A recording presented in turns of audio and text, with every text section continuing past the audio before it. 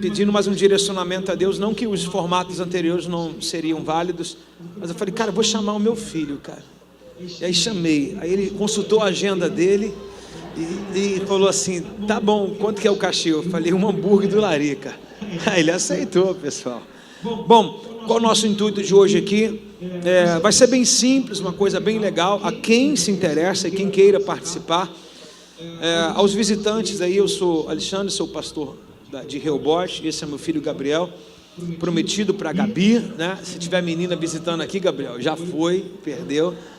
A Gabi já entrou para a família Feijão. O prazo deles casarem daqui a 2 anos, podendo ser reduzido para 1, ok? Gabriel hoje é um estudante, está no seu 2º período de faculdade. Hoje teve uma notícia boa, né, Gabriel? Algo da parte de Deus maravilhosa. Boa noite, igreja. Viu? Estava nem combinado isso aí. Pode falar mais um pouquinho se quiser. Entendeu? Hoje acabei de bater um papo com ele ali, algo que ele já está fazendo hoje, melhorou mais ainda para ele. Falei, cara, esse network é conhecimento, é amizade, isso abre portas, né? E a gente vai falar mais para frente sobre esse assunto aí. Então eu queria hoje apresentar para vocês um formato, não de um culto, mas de um bate-papo, literalmente, para respeitar aí o fly aí, né? O Mateuzinho está aqui na frente. Mateuzinho, fica de pé, Mateus, dá uma olhada para trás, fica de pé, isso.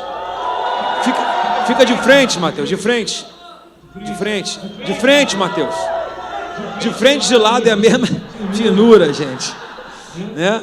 Mateus é um dos líderes de jovens aí, junto com Cássio, Lorena, os demais, Cristiele, tá aí, Cristiele, tá ali, Danilo, os demais, eu vou errar muito o nome, porque hoje aumentou muito o nível de liderança de jovens, mas eu conheço todos eles.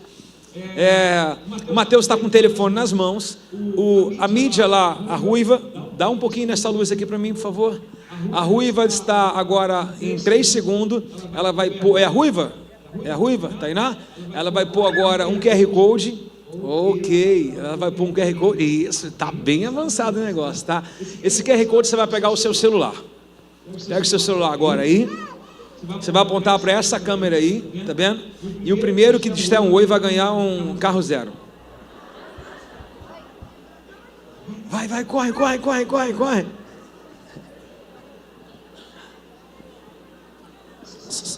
Pastor, já chegou um oi aqui, hein? Já chegou um oi? Quem foi o primeiro aí?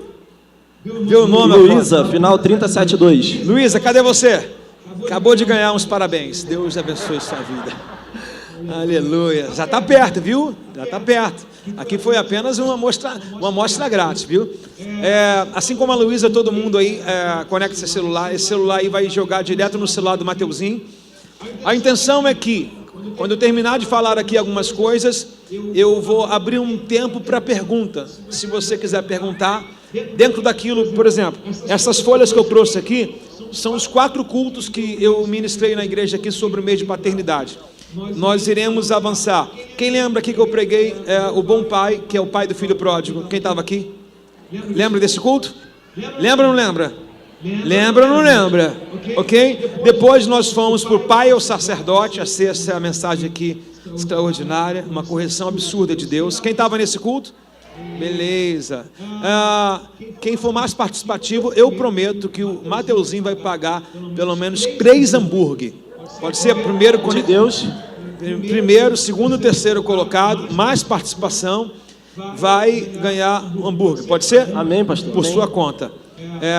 Depois eu preguei aqui no domingo, Pai Nosso. Foi domingo de manhã e também domingo à noite, volta do encontro com Deus. Quem estava nesse culto? Beleza. E depois, agora quarta-feira, não muito tarde, cedo agora, ontem, eu falei sobre o pai espiritual. São os 4 esboços que eu tenho. Se quem quiser, no final, eu posso dar isso, se você quiser. Um dia você pode pregar isso aqui em qualquer lugar que te chamarem. Está bem explicadinho, bem fácil demais, tá legal? Quem quer esse esboço? Quem falou alto?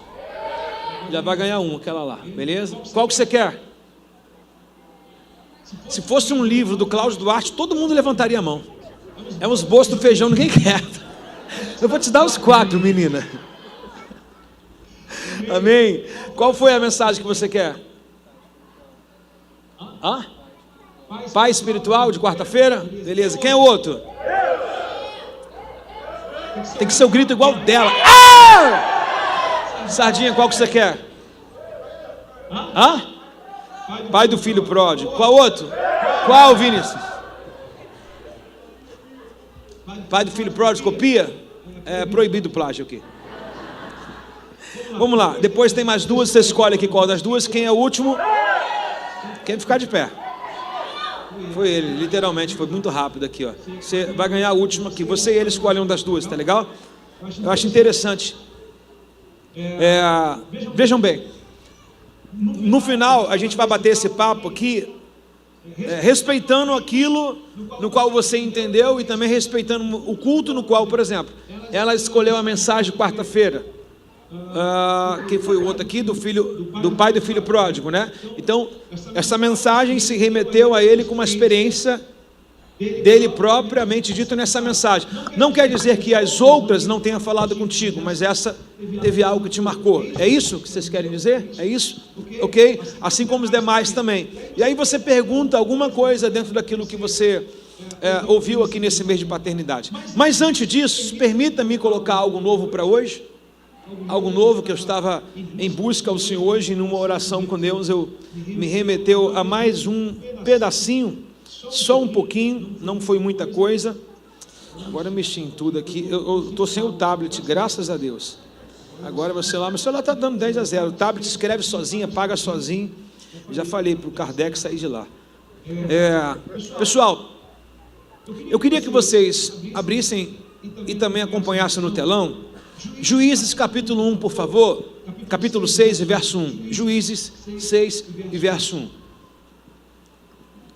Juízes capítulo 6, verso 1. Muito obrigado. Podemos ler? A pergunta, quem esteve aqui ontem no filme? Top, né? Aleluia. Vamos lá. Os israelitas fizeram o que era mal aos olhos do Senhor. Por isso o Senhor o entregou nas mãos dos medianitas. Durante quantos anos? Os medianitas eram tão cruéis que os israelitas fizeram para si esconderijo nas montanhas e nas cavernas e nas fortalezas. Sempre que os israelitas faziam o plantio dos saqueadores, medianitas e amaleques e de outros povos do leste atacavam a Israel. Acampavam a terra e destruíam todas as plantações até Gaza. Levaram as suas ovelhas, bois, jumentos, e não deixaram coisa alguma para Israel comer. Esses bandos de inimigo que vinham com os seus bandos em tendas, esse bando, é ruim do celular que também a letra é muito pequenininha. Esses bandos de inimigo que vinham com os seus bandos e tendas eram como uma praga de gafanhotos. Chegavam em camelos tão numerosos que eram impossível contá-los, e só partiam quando a terra estava devastada.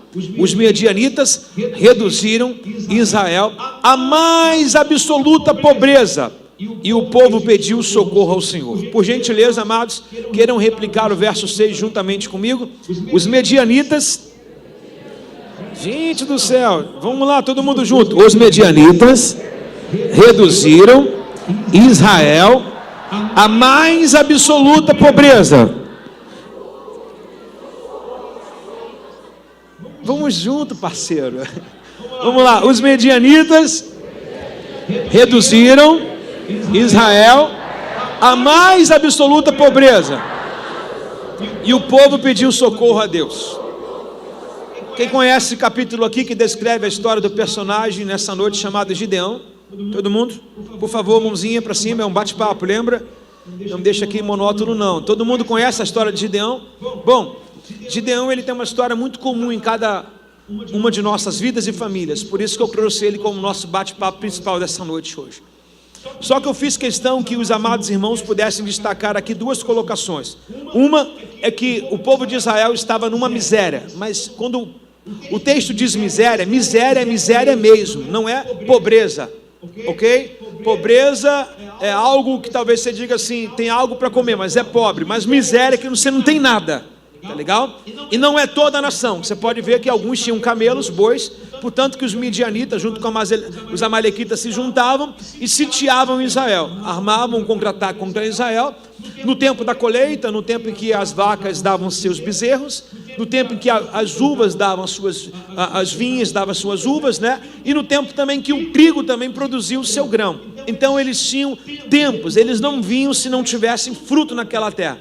Eles só atacavam quando era a época da colheita, né? Quando era a época dos bezerros nascer. Se eles soubessem que o povo de Israel estava juntando os bezerros, os boi e vaca, eles vinham lá e saqueavam. Se eles soubessem que estava no tempo da vinha, eles iam lá e pegavam. Então tudo aquilo que Israel produzia, não é, presta atenção, você nunca viu o texto dessa forma talvez, não é que o texto diz que havia uma tremenda pobreza aqui, ou miséria, que eles estavam infrutíferos. Eles tinham, mas não usufruíam. Repete comigo, tinham, mas não usufruíam. Porque ladrão não rouba a casa vazia. Qualquer inimigo ele não vem para roubar se você não tiver nada. Se você está andando na rua de short, sem camisa, descalço, sem celular, sem cordão no pescoço, sem um relógio, alguém vai te parar e falar: ai, perdeu o quê, meu irmão? Perdeu o quê? Você vai olhar para o ladrão e falar: eu que estou precisando de ajuda, meu irmão. Entendeu? Então ladrão não rouba casa vazia. Então quando o texto diz que os medianitas e os amalequitas juntando esse povo para pegar Israel, o texto está dizendo que em algum momento em que Israel pensava que ia celebrar, sabe aquela coisa de alguém falar assim: quase passei, quase cheguei, dessa vez foi por pouco. Quem aqui já esteve na fila, mas na verdade não chegou a sua vez? Por exemplo, você esteve no finalzinho, você já usou a palavra quase alguma vez, né?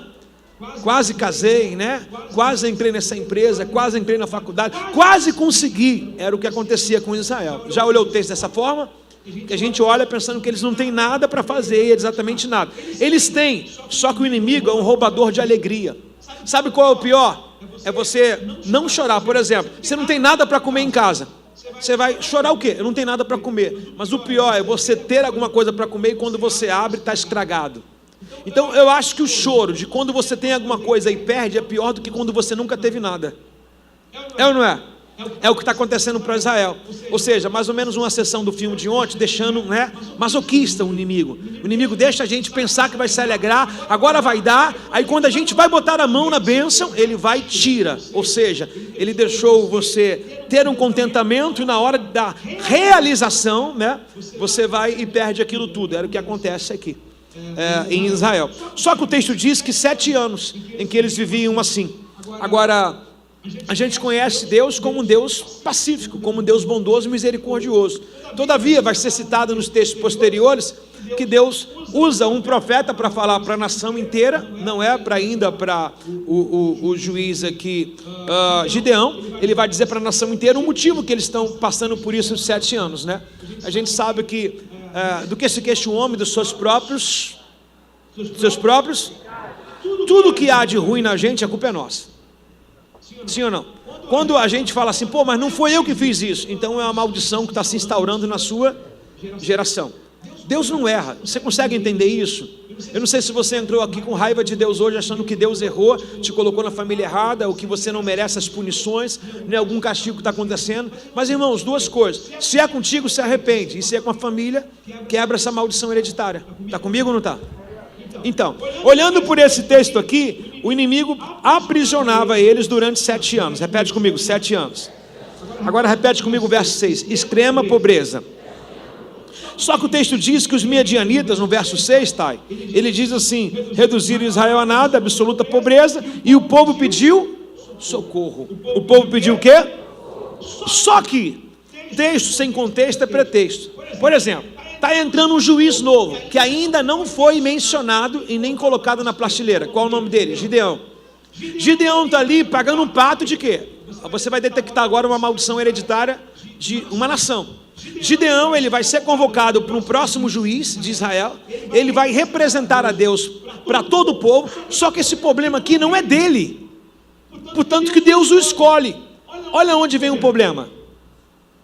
Presta atenção. capítulo anterior, se você pôr na versão NVT, vai ter somente um versículo. Algumas outras versões tem versículo 31 e versículo 32. Mas na versão NVT, ele tem o capítulo 5, versículo 31 apenas, que ele já engloba os 2 versículos e resume. E ele diz assim, ó.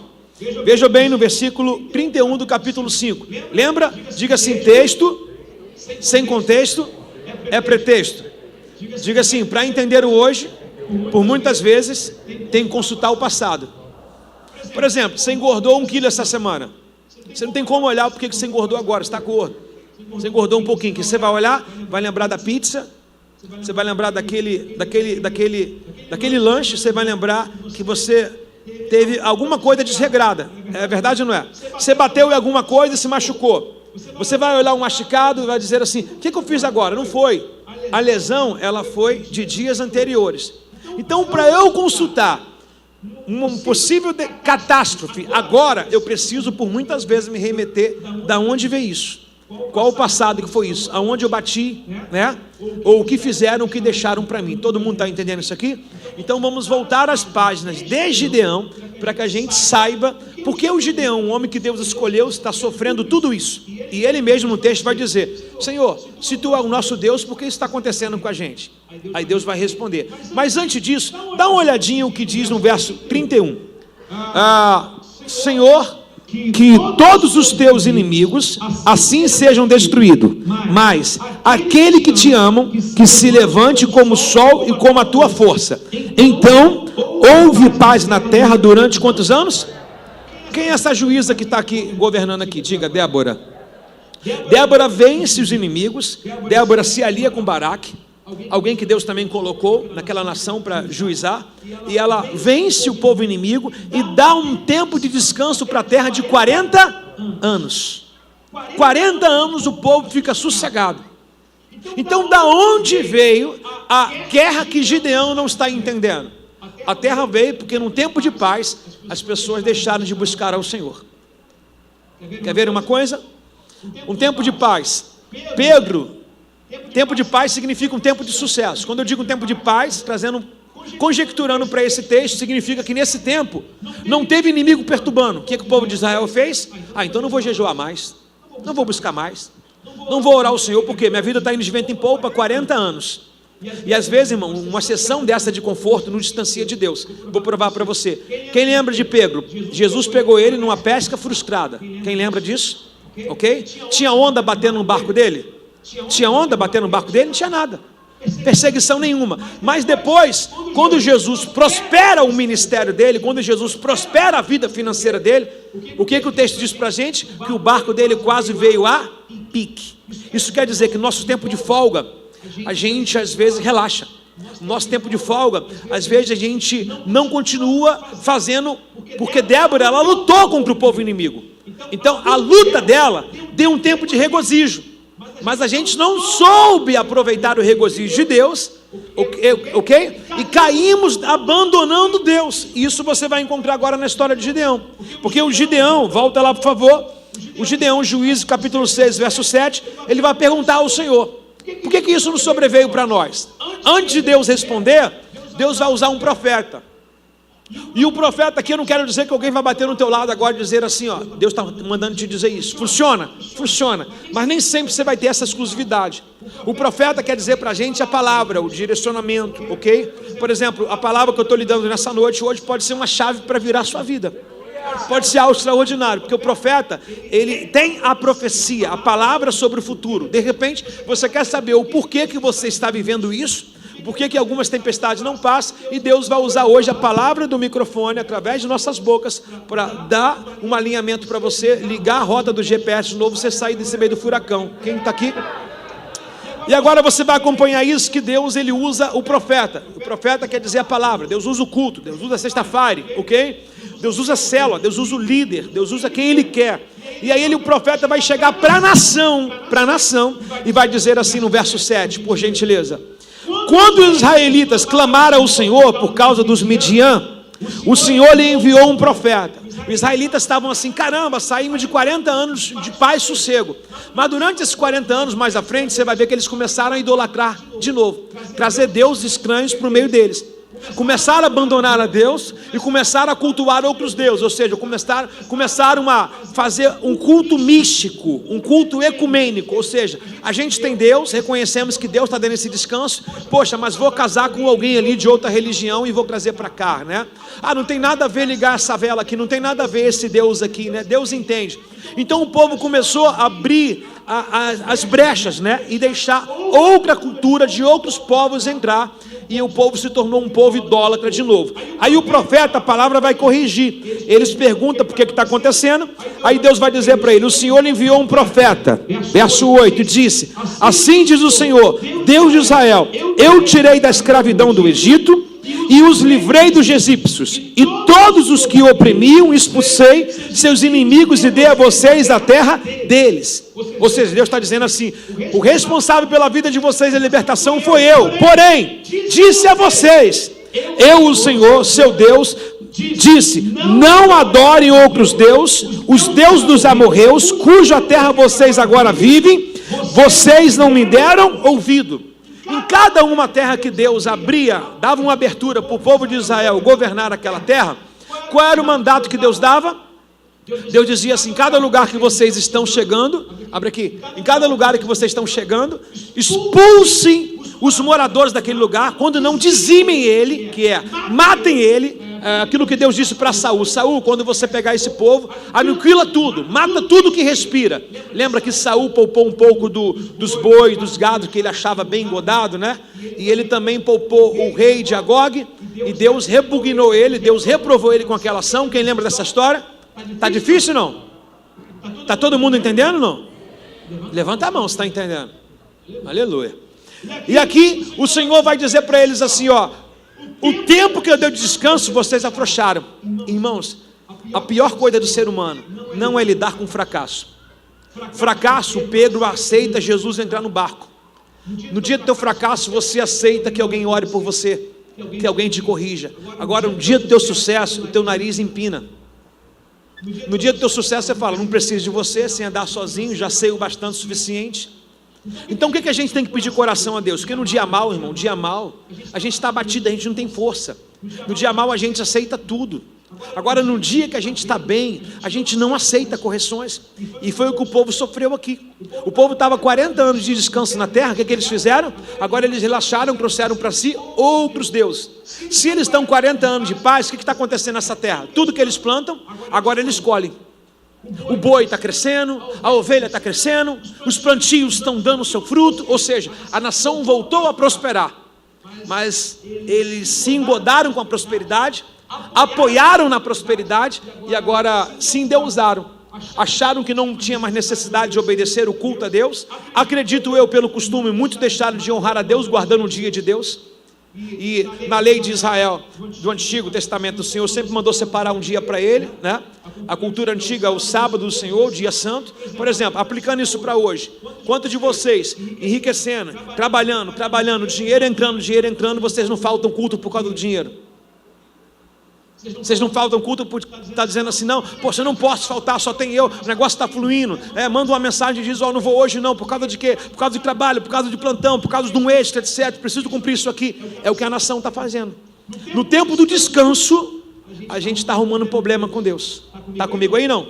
Diga um amém, pelo amor de Deus. Então Deus está dizendo assim: a nação toda se virou contra mim. Como é que pode virar contra Deus? Agora, eu acredito, irmãos, pergunta o quê? Que ninguém percebeu que estava se afastando de Deus. Ninguém percebeu.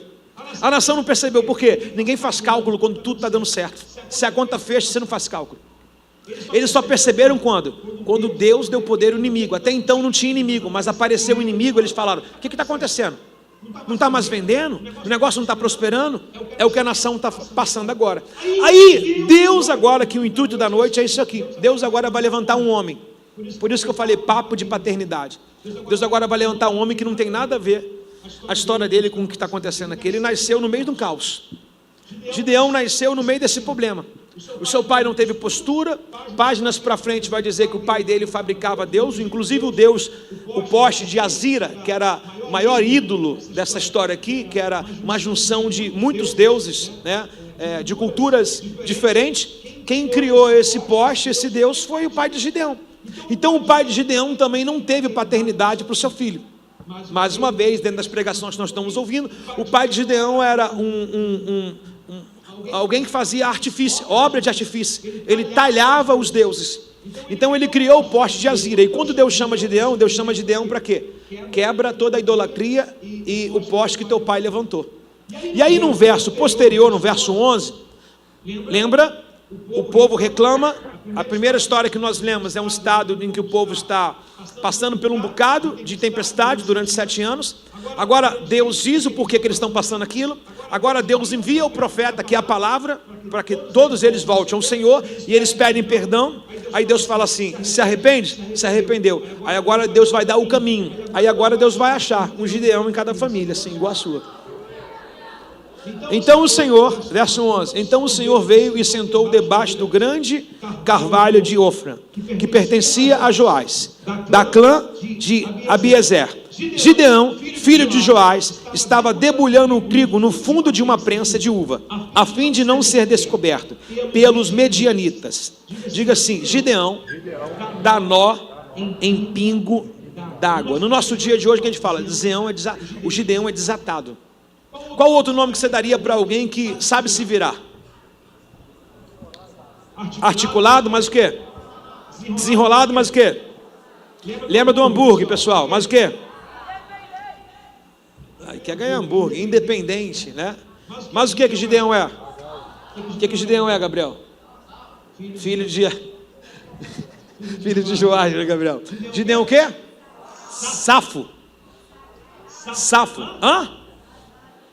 Gente, não fica com medo não, pode falar. Pode dar um grito quem está na sua frente. Sagaz. Esperto, brabo. Cheio de manha. Aí, o pessoal está chamando o cara de 7-1. De verdade, Deus está procurando pessoas com esse perfil. Por exemplo, Medianita e Amalequita se juntando para sitiar Israel. Ou seja, todo mundo sabe que quem prospera alguma coisa, né? É igual você bota uma banca de camelô no centro de Bangu, vem a guarda municipal e vuf! Tá entendendo? Aí um cara articulado hoje, o que ele faz? Radinho, cara que fica antenado, é aquele cara que bota o tapete assim, mas ele já viu que tem umas cordas que ele puxa tudo, o negócio fecha igual um paraquedas? Sai voado. Ou, de repente, ele está com uma caixa e abre a caixa mágica. Ele está com uma caixa na mão, uma mala, ele abre a mala e lá tem tudo que ele quer vender. Aí, meu irmão, o nome é Rapa, né? Os homens, Rapa. GM, né? GM chegou. Ele vai e fecha aquilo tudo e finge que não é nada com ele, entendeu? É um cara, não estou dizendo que isso é certo. Alguém aqui trabalha no camelô? Alguém aqui? Alguém aqui? Fica de pé aí, meu filho, por favor. Alguém mais aí, não? Lá em cima é Supervia? A Supervia vem direto, expulsa vocês de lá. Eles lá, fechamento. Então tem propina. Pode sentar, corrupto. O anjo do Senhor veio e sentou debaixo do grande carvalho de Ofra. Aí Gideão estava debulhando, o texto diz, presta atenção, desculpa, ele estava debulhando um trigo no fundo de uma prensa de uva. Repete comigo: debulhando trigo no fundo de uma prensa de uva. Ele está com material, qual é o nome do material? Diga: trigo. Ele está trabalhando dentro de uma panela. O que é uma prensa de uva? Um lugar onde se pisa, um lugar fundo, aonde você não precisa estar exposto para ninguém, aonde ele pisa ali a uva para fazer o suco, o vinho, sei lá. Ele está pisando lá. Ali se pisa uva. E a palha ou o trigo se malha num lugar alto. Por que num lugar alto? Especialmente numa montanha.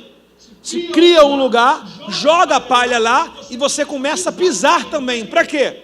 Para que você tire a casca e só fique com grão. E o próprio vento ajude no seu trabalho, né?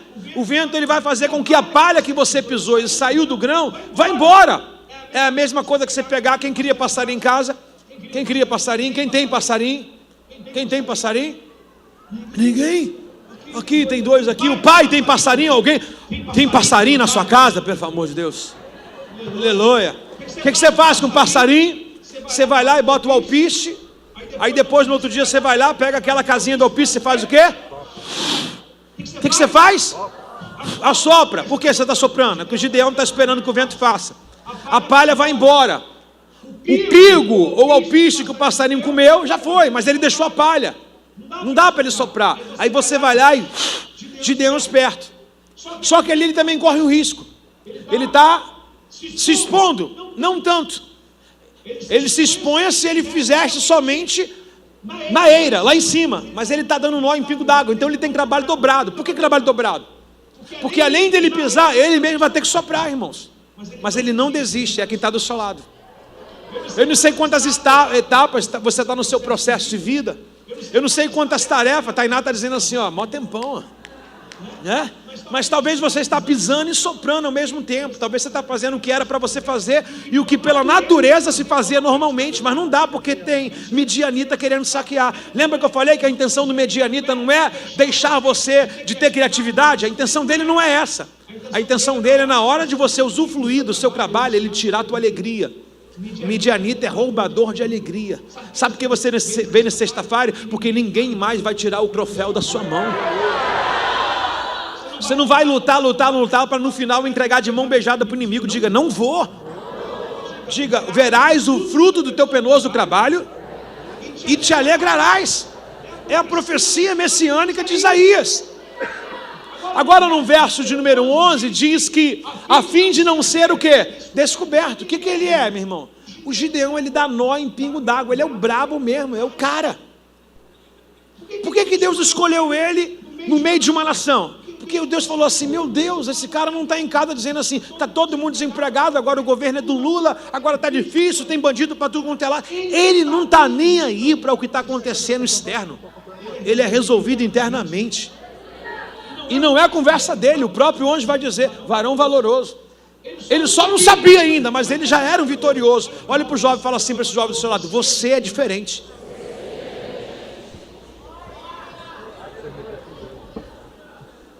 Enquanto não chega ao concurso, o cara está lá com um trabalho mínimo, mas está fazendo, trabalhando de casa. Enquanto não vem o alto salário, ele está lá honrando um pouco salário. Enquanto ainda não é chamado, está dando um jeito. Ou seja, enquanto eu ainda não sou um juiz de Israel, estou malhando trigo num lagar. Pergunta para você, aonde que é o teu lagar dessa noite? Você acha que Gideão queria estar malhando trigo? Repete, não, mas era o que tinha. Era o que tinha para o momento. O comum falou assim, vou arriscar. Gideão falou assim, não vou arriscar, porque não quero perder o que eu tenho. Vou fazer com segurança. Ó, ainda que corra um risco, mas o cara foi para um lugar. Ah, mas vai ter mais trabalho, mas é mais seguro, é mais concreto, é o que tem para hoje, então vou aceitar. Está comigo aí não? No verso 12, olha o que diz no verso 12, por favor. Já levantei, misericórdia. Verso 12, então o anjo do Senhor apareceu para Gideão e disse, o Senhor é contigo. Caraca, imagina o cara ouvindo essa voz. Onde ele estava? Diga, debulhando o trigo no lagar. Faz o que Gideão estava fazendo. Fica de pé e começa a pisar. O Senhor é contigo. Dá um arrepio, né? O que Deus está dizendo? Movimenta, que eu dou continuidade. Gideão estava fazendo alguma coisa. Deus nunca chamou ninguém sem fazer nada, irmãos. Gideão estava fazendo o quê?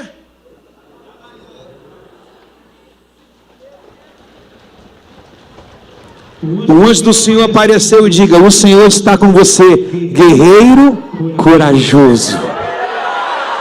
Dá uma salva de palmas se você pode no seu lugar.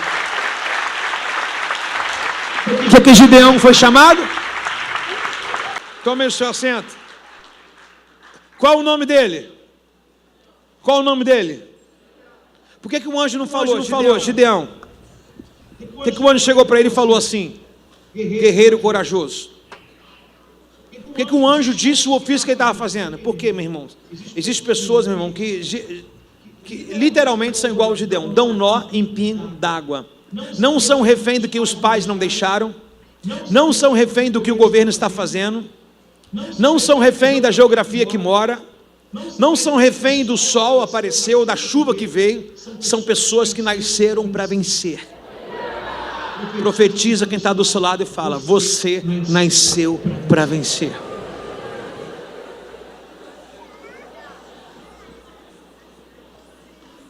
Ei, Gideão, não deixe que ninguém tire o teu sonho. Acredito que muitos amigos de Gideão devem ter falado para ele assim: Gideão, vai não, está perigoso. Não deixe que ninguém tire o teu sonho. E o texto diz para a gente que Gideão respondeu: se o Senhor é conosco, por que está acontecendo tudo isso? Onde estão os milagres que nossos pais contaram? Acaso não disseram: o Senhor tirou do Egito, agora o Senhor abandonou e entregou nas mãos dos medianitas? O Senhor se voltou para ele e disse: vá com a tua força. O que Deus disse para ele? Vá com a sua. Ele sabia que tinha essa força, mas Deus viu. Vá com a sua força. Vá com a sua força.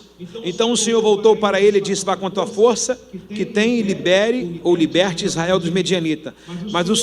Mas Senhor, como posso libertar Israel? Perguntou Gideão. Olha o que ele vai dizer, aqui está a nossa palavra, fechando a nossa noite. Meu clã é o mais fraco. Clã era dividido pelas tribos. E ele disse: da minha pode sair nada bom. A minha família é mais pobre de toda a tribo de Manassés, e eu sou o menor da minha casa, o menor e menos significante, menos importante da minha família. O que Gideão precisava? O que Gideão precisava? Bate-papo. O que Gideão precisava, Gabriel? Uma palavra de coragem. Uma palavra de coragem. Mas ele já não era corajoso? Sim. E tu acha que a palavra de coragem faz diferença para quem já é corajoso? Quando vem de Deus, sim. Quando é de Deus, sim.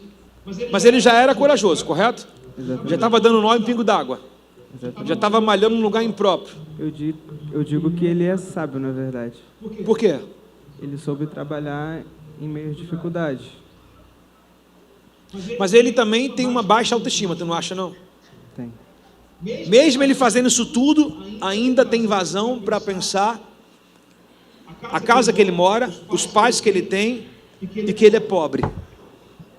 Deus, quando te chama, ele não pergunta o que você tem ou não tem. Deus, quando te chama, ele não pergunta qual o teu histórico familiar. Se Deus te chamou, ele já sabe de tudo. Se Deus me chamou, ele sabe os meus pais, ele conhece as minhas fraquezas, as minhas habilidades, as minhas deficiências. Ele conhece o meu melhor ponto mais forte e o meu ponto mais fraco. Aonde que Deus vai trabalhar com o Gideão? Quem tenta acertar aí? Pode falar, Helena. Hã? Na identidade. Beleza. Aonde Deus vai trabalhar com o Gideão? Helena falou identidade. Levanta a mão, por favor. Em que, filha? No ponto mais fraco. Mas qual seria? Família dele? Aonde? Quem mais? Pois não. Na autoestima dele, no medo dele. Aonde Deus vai trabalhar com Gideão? Na insegurança dele. Aonde? No acreditar. Mas o quê? Hã? Mentalidade de Gideão. Ok. Na fé de Gideão. É. No emocional de Gideão. No vazio dele.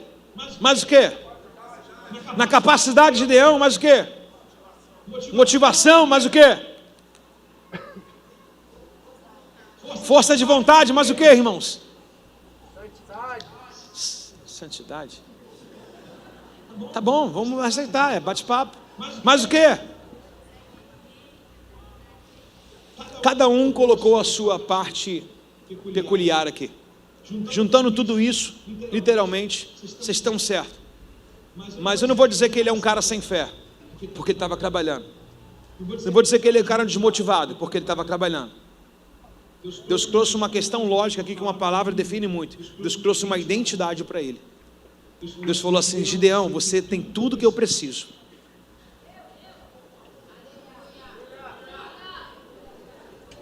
Você consegue enxergar que o que você tem, que não é reconhecido, é o que Deus precisa? Quem valorizava o trabalho de Gideão? Viu o elogio do pai dele? Viu o elogio da mãe? Dos irmãos? Viu o elogio da nação? Mas aquilo que ninguém valoriza. Alguém valorizou a casa de Davi? Alguém valorizou a casa de Davi? Alguém chegou e falou: Davi, parabéns por levar o queijo. Pelo contrário, criticaram. Davi, parabéns porque você está cuidando das ovelhas do pai. Alguém deu elogio? Mas aquilo que ninguém elogia, Deus elogia. Alguém elogiou José pelas suas recomendações, por ser amigo do seu pai? Não. Aquilo que os irmãos não elogiam, Deus elogia. Eu quero dizer para você categoricamente, com todas as palavras, que não me falte uma: Deus tem visto o esforço de cada um de vocês. Eu digo para vocês que nem todos aqui irão vencer. Quando eu digo isso, é que todo mundo quer um avivamento, todo mundo quer estar lá em cima. Alguns pelo menos vai sair do nível que está. Quando eu digo vencer, é estourar. De repente você fala: poxa, eu quero estar lá em cima, ser o maior empresário. Talvez nem para isso que Deus chamou. Por exemplo, a gente está à beira de um avivamento. Foi cantado agora a terceira onda.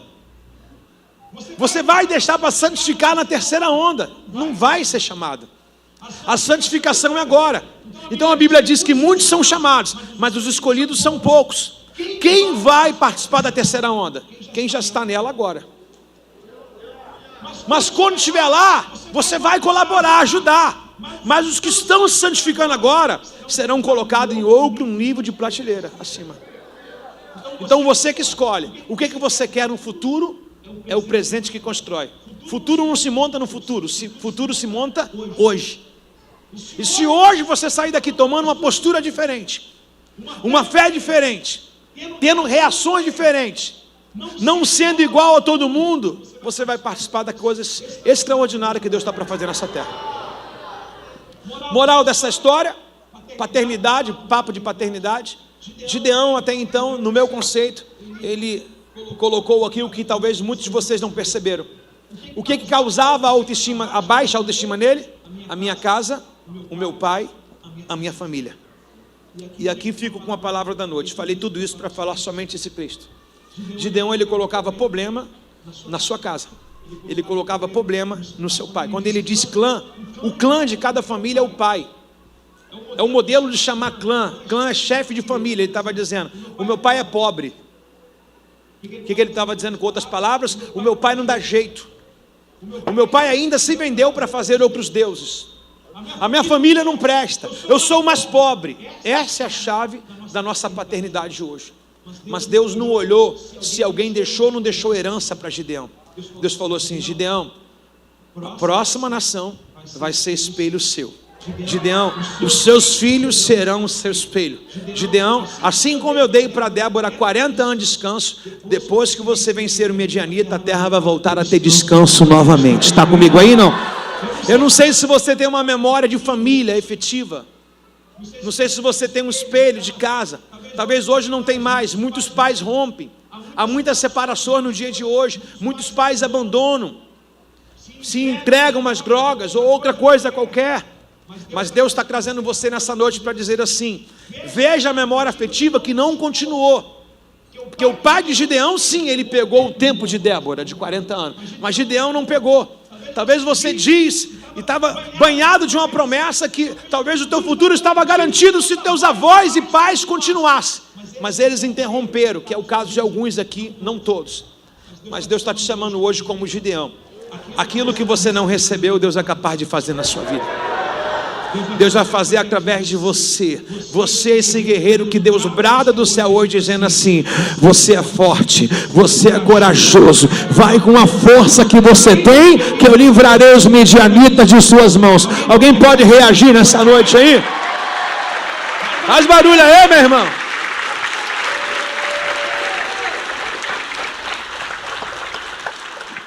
A minha aplicação, por exemplo, eu não recebi nada. Hoje eu estou diante do Gabriel com 19 anos, que ele tem tudo. Tem um pai vivo, um pai presente. Pai, oi. Pai, oi. Pai, oi. Por 44 anos, estou 44, com 43 eu gritei pai, e nunca vi ninguém me responder um oi. Por 43 anos eu esperei um pai me buscar no colégio, nunca tive. Por 43 anos esperei um pai para me dar um colo e nunca tive. Eu digo 43 que meu pai morreu, eu tinha 1 ano de idade. Eu não tive legado, não tive uma história. Alguém aborreceu Deus na minha família. O legado não foi passado para mim. E agora, colocando aqui na condição de Gideão, olha o que ele tem. Tem uma roupa. Na época da minha mãe, com 3 filhos pequenos, lá em casa um tênis era dividido por 3. Uma mochila tinha que estudar em horário diferente, porque a mesma mochila de um era passada para outro. Os 3 dormiam no mesmo. Era uma única televisão na sala. Era um tablete de 6 iogurtes. Quem lembra disso aí? 6, ainda hoje, né? Era 2 de cada e ninguém podia pegar um do outro. Era tudo contado. Era um biscoito traquinas ou recheado para cada um. Os nossos filhos, eles precisam pegar esse tempo do descanso que nós estamos dando para eles e não aborrecer Deus. Porque talvez a nossa facilidade, eles deixem de buscar a Deus igual Israel deixou. E aí tem o mundo aí, a sua cultura, a sua forma de linguagem, eles podem trazer medianitas para eles, sem ao menos ele pensar. Por quê? Porque o barco está cheio de peixe. Pai, deixa eu ir com a Gabi, pegar ela na faculdade, levar ela para almoçar. Toma aí, meu filho. O carro está aqui, a chave está aí, tanque cheio e tudo. Tempo do descanso. Eu não digo que ele não faça, que a Esther não faça.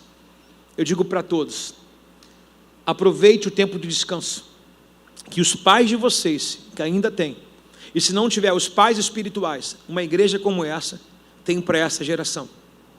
Não coloque medianita na sua vida. Use esse tempo que tem um líder na sua vida para te auxiliar, te orientar, como tempo de ganho. Aplique o coração nessas coisas. Se tem pai, tem mãe, honre. Se mora na casa dos pais, não queiram sair de forma precipitada. Gaste o máximo de tempo que você pode na casa dos teus pais, porque jamais você vai recuperar. Jamais você vai recuperar. Se o papai paga a faculdade, paga trabalho para você, paga a escola, usufrua, tire as maiores notas. Eu sei que não é para todos, alguns já se tornaram independentes. Mas aonde eu quero chegar é que alguns de vocês estão na sombra e nem percebem o valor dessa sombra. Já cavamos muito poço para você estar aqui numa igreja como essa hoje. Já apanhei muito como líder de jovem lá atrás, para esses caras ficar na sombra aqui. O perigo da sombra é, Davi achou que era tempo de descansar. Apareceu Betseba. O evangelho tem que ser incansável. Quer tirar um tempo para descansar? Desliga o telefone por 2 horas, areja a cabeça, mas volta para a trincheira. Tire um descanso, mas volta revigorado. Foi assim que durante 23 anos eu nunca caí na minha vida. E peço ao Senhor que segure na minha mão que eu não caia. Foram 23 anos interruptos de evangelho, fazendo sombra para a próxima geração, trazendo um tempo de paz. Mas irmãos, tem um limite para andar nas costas dos outros. Ninguém consegue ficar com alguém nas costas caminhando 2, 3, 4 milhas. Tem um tempo do refrigério. Usufrua da sombra que você tem na sua casa. Valorize o prato de comida que teu pai coloca, tua mãe coloca, porque quando for você no mercado, você não vai deixar sobrar um arroz para o lixo. Quando você tiver que comprar carne na sua casa e ver o preço da carne, R$30, que dá 4, 5 bife, você vai diminuir o tamanho do bife quando você for fazer essa comida. Quando for você que vai comprar suas roupas e parcelar no seu cartão, você vai pensar de novo. Valorize a sombra paterna e materna na sua casa. Valorize a sombra espiritual. Se você usufrui de um ambiente desse, tem muita gente pagando preço para você estar aqui hoje. Eu já contei várias vezes, Eu fazia parte de uma igreja no qual me proibiram abrir a igreja, ligar ar-condicionado, ligar o holofote lá fora, porque o jovem não dava recurso para casa, a oferta do jovem era pouca, mas a igreja lotada de jovem. É que os jovens da minha época era jovem mesmo, quase adolescente jovem, tudo desempregado. Hoje eu vejo jovem já formado, participando aqui, já casado. Quer ver quem é casado? Olha lá, quem é formado? Quem ganha 10 mil? Quem trabalha? Tá vendo? Na minha época não tinha isso. Eu já cheguei a colocar 8 jovens no meu carro para levar em casa, dar carona. Se você hoje está na sombra, no ar-condicionado, alguém já esteve no sol quente. Porque o luxo de hoje é o sacrifício de alguém no passado. Tem alguém comigo? Deus abençoe sua vida. Faço meus votos com meus filhos. Não tragam um problema para si. Usufruindo demais da sombra. Hoje há uma sombra, não queremos pagar a penitência para eles, né? Vai fazer você. Se dá para alinhar, alinhe, mas não perturbe Deus. E nem desonre os seus pais. Bom, nós tratamos aqui a questão da paternidade como paternidade espiritual nessa próxima quarta-feira. Tratamos também o pai do filho pródigo, esse Deus amoroso. Tratamos aqui pai e sacerdote. E eu queria, nesse momento, seja para mim, seja para o Gabriel, queria soltar as perguntas coerentes aí, se você quer contribuir em alguma coisa, só não precisa brigar, viu? Tomara que tenha pergunta, tá legal? Eu queria abrir um tempo agora e o Mateus vai filtrar. Falei para o Mateus, filtra as perguntas, porque tem gente que não tem cabeça igual prego, né? Mas não pensa, né?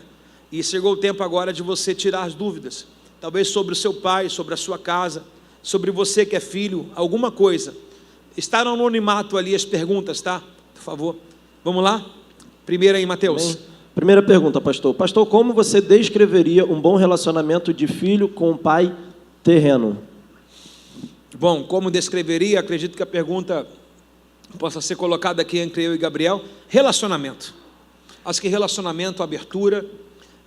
Aprendi uma vez, por exemplo, com o erro dele, de não me escandalizar, né?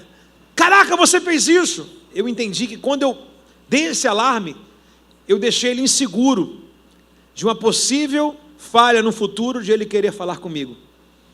Então hoje eu tenho aprendido assim, vou contar. Ainda que dentro de você fica assim, ó, vou falar, né? Aí você vai contar, 1, 2, não posso, porque eu nunca posso bloquear uma porta de um filho ter acesso.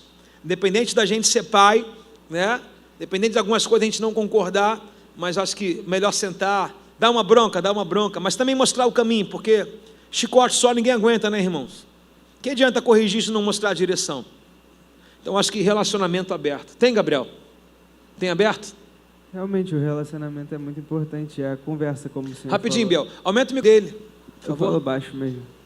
Mas aumenta aí, por favor. O que você acha de relacionamento de pai e filho? Então, como o senhor descreveu, que eu fui muito bloqueado em falar com você já, mas realmente por causa que eu tinha medo da sua resposta. E a partir do momento que o senhor começou a se abrir comigo, não eu se abrir com você, a gente criou um vínculo a mais, um relacionamento, e hoje eu falo tudo contigo, a gente sai conversando e tal. Acho que relacionamento e conversa é o mais importante entre um pai e um filho. Legal. Hoje é isso mesmo, ele me pergunta, pai, o que você acha disso? O que você acha daquilo, entendeu? E está assim esse nível agora, graças a Deus. Qual a próxima, filho? Tira esse negócio aí que eu acho que abafa o som. O Serginho que gosta, não. Alô? Pastor, no caso aqui, vocês têm um bom relacionamento, você e o Biel, e fizeram uma pergunta aqui interessante. A gente está fazendo teatro aqui em cima. Como se relacionar com um pai que não foi presente? Eita, Jesus, ele existe? Está aí, não?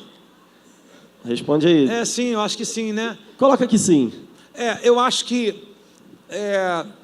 como se relacionar com um pai que não foi presente? Como eu falei, a cabeça de um adulto, ela é uma cabeça que a gente como jovem não dá para entender. Por exemplo, eu não acredito, meu pai, ele saiu daqui do Rio de Janeiro e teve 2 filhos, entre eu e o mais velho, lá na Paraíba.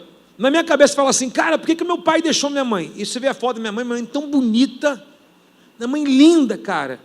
sabe, uma paraibana, mas tudo intacto, durinho, assim, eu falo, o que dá isso, né? Eu não posso nunca julgar o que aconteceu lá atrás, lá.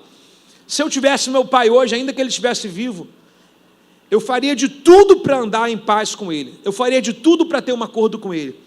Se ele não quisesse relacionamento, eu procurava, na medida do possível, em recado, em orientação e até em visita. Talvez você diga assim, você fala isso porque você não tem, porque você não conhece a grosseria do meu pai. Aí vou dizer para você, irmãos, quem é que é ministrado? Quem se tornou cristão? Né? Quem hoje que está na presença? Quem hoje que é orientado? Quem hoje tem o Espírito de Deus? Acho que você está na vantagem. Então dá para ter um possível relacionamento, que muitos relacionamentos com pais são inibidos pela mulher que hoje está com ele. Pela mulher que está com ele hoje. Muitos pais se tornam refém da esposa atual, e o contrato é, você não pode falar com ele, mas acho que dá para ganhar o pai. Não dá para forçar, porque não dá para botar ele para escolher, ou eu ou ela, você vai perder. Ela hoje é a mulher, assim como tem o outro lado também, mas você não pode perder o seu lugar de filho. Perguntinha para o Gabriel, pastor. Você acha que como filho de pastor tem mais responsabilidade? Pegou. Sim. A gente está diante de pastores e por muitas vezes já peguei pessoas que falaram, não, porque você tem que ser perfeito, não, porque você não pode fazer isso, não. Então eu sempre tive essa cobrança de tipo, não posso falhar, e isso sempre foi aprisionado dentro de mim até que eu explodi. Então sim, tem um preso porque eles lidam com o mundo espiritual, então a gente tem que estar diante disso também, de pai para filho.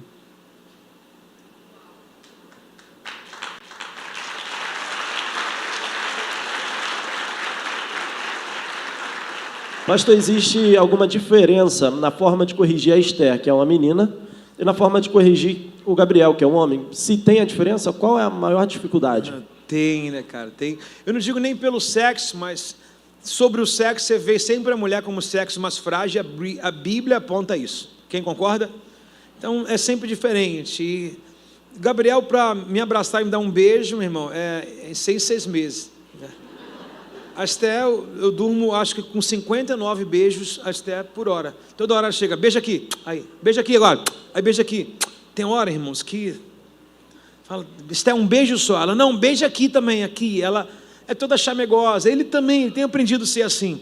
Quer ver? Hoje eu cheguei em casa, lá num colégio, aí entrei no quarto, fui falar com ele, aí falei para ela assim, já falou com seu irmão? Ela, oi. Eu falei assim, não, dá um abraço, um beijo nele. Ela foi lá, deu um abraço, um beijo nele. Eu acho que, na verdade, resumindo, sem poupar ele que está aqui, eu acho que o pai é carinhoso com todos, mas tem uns filhos que são mais chameguentos com o pai. Né?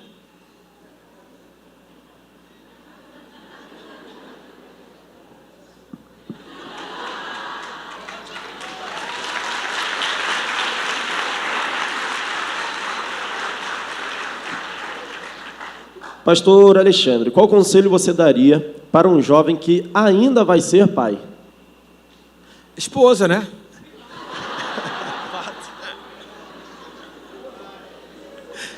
Domara, Sueli, esposa, o cara quer ser pai, o único método é esse, né?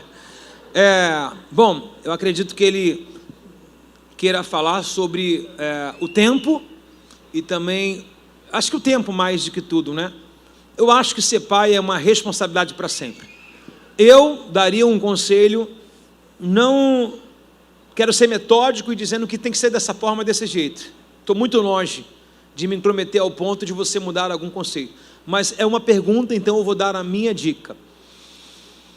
Quando eu me casei com a Bárbara, eu já tinha o Gabriel. Todo mundo sabe disso, dessa história. E na minha lua de mel com ela lá em Cabo Frio, fazendo assim, né, na areia, estraguei minha lua de mel, irmãos. Onde está minha esposa? Onde está? Lá em cima. E ela fazendo assim na areia, assim na areia, assim na areia. Aí ela começou a tocar no assunto de filho. Eu dei um corte nela. Eu fui muito, meu irmão, mas o ogro era eu em pessoa. Hoje só está no pé, na sola do pé só. E aí eu cheguei para ela e falei assim, nem pensar filho daqui a 50 anos, né? Eu falei 5 anos para frente. Eu olhei só para mim de uma forma egoísta, né? E foi uma forma de eu me proteger. Mas eu acho que filho é responsabilidade. Porque depois que você tem um filho, talvez você nunca mais consiga terminar a sua faculdade, porque quem vai cuidar do seu filho são os seus pais, que serão os avós dele. Eu acho que depois que você tem um filho, dificilmente, estatisticamente, que é 100%, mas é uma grande porcentagem, não consegue comprar uma casa. Então eu acho que você precisa fazer o que a gente aprendeu com Jesus. Pergunta, o quê? Jesus não tinha manjedoura nem lugar para nascer. Então não dá para colocar qualquer lugar. Está comigo ou não está?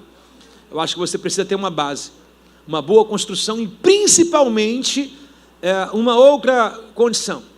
Você precisa ter usufruído bastante da vida 2, porque depois que o filho entrar, não vai ser tanta viagem assim. Não vai ter tanta exposição de um de outro, tanto carinho assim. Por quê? O filho entra, a mulher se cansa, muda o corpo. Então eu acho que você tem que fazer o que a Bíblia diz. Goze bastante com a mulher da tua mocidade. A palavra gozar é alegra-se, usufrua, ok? Então eu acho que tem um tempo para você namorar bastante, viajar bastante, construir, terminar alguns pilares, para que aí sim você possa falar, agora está na hora do nosso príncipe chegar. Morando na casa da mãe, vai ter filho, irmãos? Bobo, né, mano? Próximo, Mateus. Pastor, sobre maldições hereditárias, como que você fez para quebrar as maldições hereditárias? No caso, você teve o pai, acabou não conhecendo, teve um padrasto que já contou a história para a gente. Como que você fez para quebrar essas maldições? É muito fácil, não tem dificuldade para ir nem uma língua estranha. Deus, cara. Deus, eu tenho Deus assim, eu não sei vocês, mas eu converso com Deus todo dia, meu pai, pronto, eu piso no chão, eu durmo do lado esquerdo, Bárbara do direito assim, porque ela levanta mais cedo que eu, então para não atrapalhar, ela já sai voado já. Aí eu durmo desse lado de cá. Cara, quando eu levanto de manhã, eu já boto meu pé no chão. A minha primeira conversa é, bom dia, pai. Minha paternidade com Deus é muito resolvida. Muito. Eu amo Deus como eu defenderia o meu pai terreno. Outro dia eu estava em Bangu, aí eu tinha loja em Bangu, é um chinês. Eu peguei um pastel dele, aí fui agradecer o pastel e falei, graças te dou, Senhor, obrigado. Aí o chinês falou assim, ó, vou falar, tá? Jesus é boiola. Aí eu... Meu irmão, aquilo me irritou. Eu até esqueci que eu era crente, mano. É como se alguém tivesse xingado teu pai, entende? Eu tomei aquela dor, ficou mas tão irado, meu irmão, assim. A minha paixão por Deus, ela é suficiente hoje. Eu não sei se meu pai estará na eternidade. Acredito que não, vou ser bem racional. Meu pai não se converteu, meu pai era do mundo, meu padrasto também. Mas eu não vou ficar decepcionado. Quando eu chegar lá, eu quero dar um beijo no meu pai de verdade, no Pai Celestial.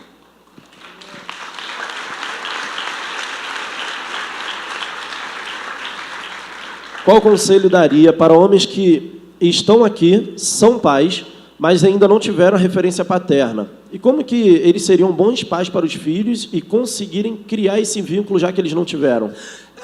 Aqui, o Gabriel, é só olhar para cá.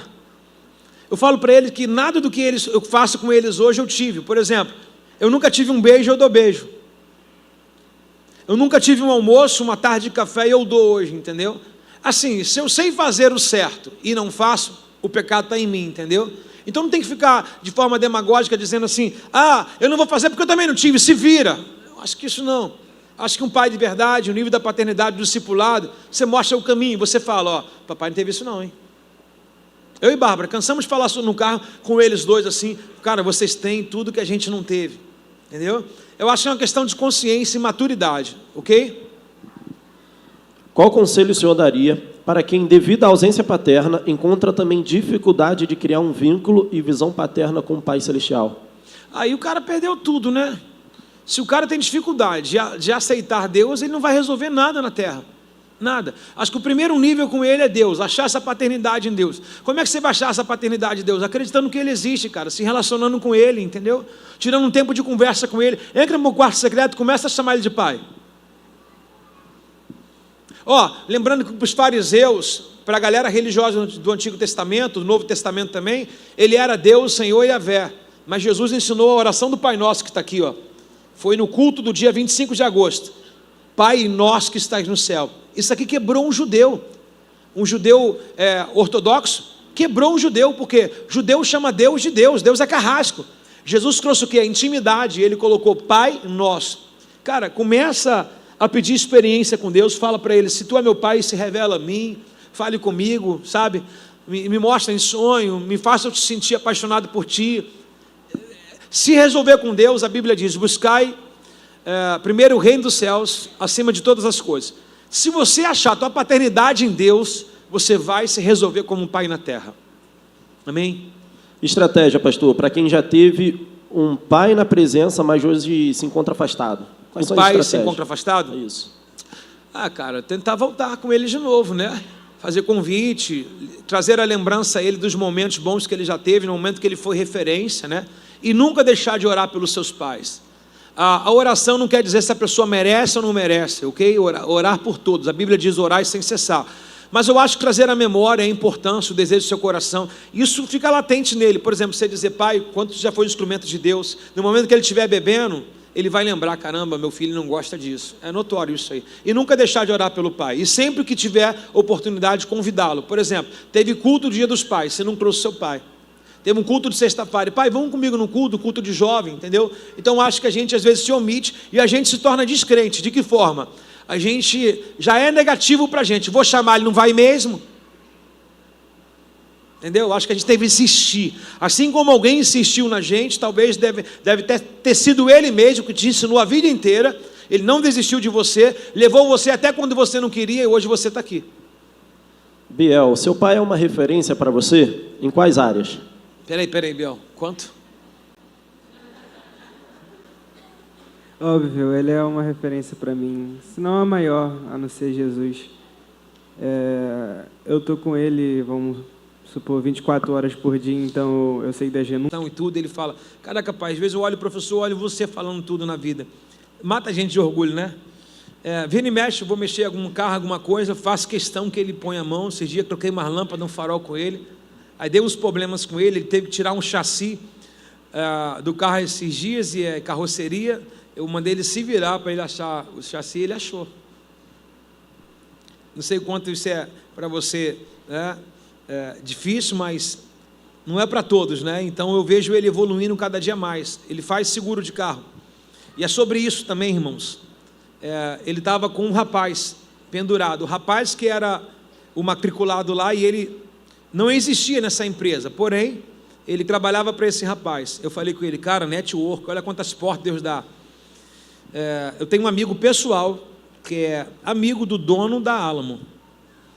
E o cara me atendeu, e esse menino vai ser matriculado na própria empresa segunda-feira agora. Segunda-feira, literalmente, ele é corretor de seguro automóvel, benefício, como se diz, né? Então, Gabriel, olha quantos carros, pode fazer seguro aqui. A questão é a seguinte, ele pegou o carro do Caio e Verônica está aí não? O Caio está aí não? O Caio está no estacionamento, a Verônica está aqui, eles têm um Captiva, que eu acho uma nave, um carrão. O Caio, a Captiva é considerada um carro importado, se o carro no documento tiver um I no final, está lá, GM, Captiva I, esse carro é importado, independente dele seja nacional aqui, mas as peças dele é considerado. O próprio supervisor dele, o chefe, o rapaz que assessorava ele, negativou esse carro dizendo que não dava para colocar no seguro. Aí eu falo assim, você passou de um atendente, agora você é um vendedor. Por que é um atendente? O cara chega e fala assim, eu quero esse tênis aqui amarelo, número 38, né? Se você tiver no estoque, você vai dar. Agora, quando o cara é um vendedor, se não tiver o tênis, ele vende outro, porque ele é venda. E aí o carro foi negativado, ele pegou, abriu todo o protocolo, todo o script lá, dizendo quais os carros que são cadastrados e que não são. Ele printou a tela e mandou para o cara dizendo que esse cliente tem direito de assegurar o carro, porque o carro está dentro do manual, da linha, no qual eles aceitam sim. Então ele vendeu, não foi apenas um atendente. Top. Esses dias eu tranquei o carro com a chave dentro. O meu assessor, falei, Gabriel, tranquei o carro, foi ele que me deu assistência. Me deu o telefone, ligou, me monitorou, pai, conseguiu? Olha só que maneiro, cara. Vamos lá, próxima. Legado, Biel. Biel, você entende sobre legado do pastor Alexandre. Aqui estamos falando de 2 tipos de legado, profissional e espiritual. Você levaria esses legados para a sua vida? Eu tento, agora eu estou fazendo gestão e empreendedorismo justamente pelo legado. Eu já fui em todas as lojas dele, já convivi com ele. E eu tenho muito esse legado dele, e eu quero para a minha vida esse dom que ele tem de ser um empresário. Porque ele largou diversas lojas por amor a Cristo também, por amor ao legado que ele está construindo hoje. Então, sim, eu tenho referência o legado empresarial e o legado que ele está construindo, e não sei se é o meu chamado também, mas o legado pastoral é importante. Esses dias eu estava numa igreja ministrando, ou com alguém que alguém disse assim, o filho do pastor desviou e voltou, aí foi para a mídia da igreja, para alguma área assim. Foi onde que nós estávamos? Estava em algum lugar, eu e ele, aí alguém dizendo assim, pô, o filho do pastor desviou, mas voltou, e hoje ele também é pastor. Ele não queria o chamado ministerial, pastoral. Foi com quem? O pessoal do André? Aí dizendo que não queria o chamado ministerial, mas ele voltou para a igreja e começou a trabalhar na mídia. Aí estava na mídia, trabalhou na mídia, desenvolvendo tudo para o pai, e o cara se firmou tanto que e aceitou o chamado pastoral, e aceitou o desafio de ser pastor igual o pai. Aí eu olhei para o Gabriel também na mídia, no som, eu fiquei assim, ô Jesus, fala Senhor, fala. E a história bem compatível, bem igualzinha. Eu falei assim, é Deus falando, né? Falei lá, olha aí, ó. Por favor. Mais uma para o Biel, pastor. Pessoal, rapidinho, procura não conversar aí, tem gente cochichando, aí vai atrapalhar a audição das pessoas ou a atenção. Mais uma para o Biel. Biel, como que você chega para falar com seu pai referente às suas fraquezas, pecados, quando não se tem abertura? OBS, sou filho de pastor. Está tentando pegar um exemplo. Aleluia! Sinal que o cara está no erro. Gente, o pastor está aqui, tá? Manda pergunta para ele também. Cara, também não sei. Eu sou pecador, eu erro, e eu converso com meu pai que está no céu também. Mas eu tenho total abertura para chegar, se eu errar, se eu cair, se eu falhar, chegar para o meu pai, porque eu sei que ele vai entender. Porque eu já tive, né, nessa posição, cheguei, confessei tudo e ele me abraçou. Só isso mesmo. Uma história, pastor. Pastor, sempre fui evangélica desde o ventre da minha mãe, mas aos 15 anos o meu pai faleceu. Me afastei do evangelho, questionei a Deus o porquê que ele permitiu que aquilo acontecesse, e sabendo do falecimento dele, me afastei da presença de Deus. Hoje, 12 anos após o falecimento do meu pai, voltando para o evangelho, mas ainda me entristeço com o falecimento do meu pai. Qual conselho ou palavra que o senhor daria? Mais cedo ou mais tarde iria. A gente fica refém do nosso tempo, né? Do nosso achismo. Eu preguei agora nos casais, terça-feira, fiz uma mensagem black and white, né? Preto e branco. E eu rascunhei a história de Abraão e do seu filho Isaac. E olhando Gênesis 25, você vê que a Sara ela morre. Então houve um grande planto, né? E uma tristeza, algo fúnebre ali para Abraão e até mesmo para o seu próprio filho, também de Sara, Isaac. E Abraão, olhando aquilo, ele pede ao Eliezer que vá à terra dos seus parentes mais próximos para encontrar uma esposa para Isaac, que por nome de Rebeca. E o texto deixa bem claro, dizendo que Rebeca consolou o Isaac pela morte da sua mãe. Então, quando Deus leva alguém, Deus sempre traz alguém. Se eu ficar enlutado, eu não vou receber o consolo de Deus, sempre. Quem já viu uma coisa muito corriqueira? Por exemplo, morreu alguém da família, mas acabou de nascer alguém. Os espíritas dizem que é uma reencarnação. A gente entende como um presente de Deus, ou seja, Deus está te presenteando. Ou seja notícia ruim, mas chega uma notícia boa. Eu acho que para essa pessoa que fez essa pergunta, Inclusive nessa noite, oro aqui, faça a minha intercessão, que venha algo da parte de Deus para consolar e tirar esse luto do seu coração. Foi perguntado para o Biel sobre legado, te fizeram uma pergunta também, pastor. Qual o maior legado que o senhor gostaria de deixar para o Gabriel e para a Esther? Cara, eu acho que eu preguei essa mensagem de pai e sacerdote para mim, Tiago, para mim. Porque esse menino se afastou com 18 anos de idade e ele nunca havia me contado o motivo, embora que eu tinha um monte de provas e vestígios, mas dentro dele, ele guardava algo que ele disse para mim personal. E nem para mim ele disse, ela conversando com ele, ela que me passou isso. E ela disse que ele disse que se afastou por quê? Porque eu fiz grande frustração para ele. Porque eu tinha muitas lojas, sempre levava ele nas lojas e falava assim, ó, toma conta, aprende, porque um dia eu vou te entregar tudo na tua mão. Aí de repente eu vendo todas as lojas, não deixo nenhuma para ele. Aí isso revoltou ele, dizendo, e agora? Eu vou cuidar de quê? Cadê? Meu pai alimentou aquela esperança, falsa esperança, né? Um medianita para Gideão. Mas aí ele voltou e ele entendeu a seguinte colocação, que eu não fui chamado para deixar riqueza, e sim legado para ele. E eu acho que é isso. O meu legado é não escolher a menina que meu filho vai casar pelo que ela tem, ou quem são os pais dela, que seja uma menina idônea, uma menina pura e alguém de Deus. Não desejar que o meu filho tenha uma mega de uma mansão de 10 milhões, mas que ele tenha uma casa que consiga pagar. Não desejar que talvez que ele ganhe altos salários, mas que ele seja um trabalhador digno. E acima de tudo, um filho temente a Deus. E se eu tiver que optar, meu maior sonho para o meu filho seria ministerial. Pastor, vê se isso já respondeu essa pergunta, tá? O que o senhor, como pai, hoje, falaria para você do passado quando era filho? Caramba! Então, mas aí você vai me falar assim, o que eu falaria no passado quando eu era filho? Filho de quem?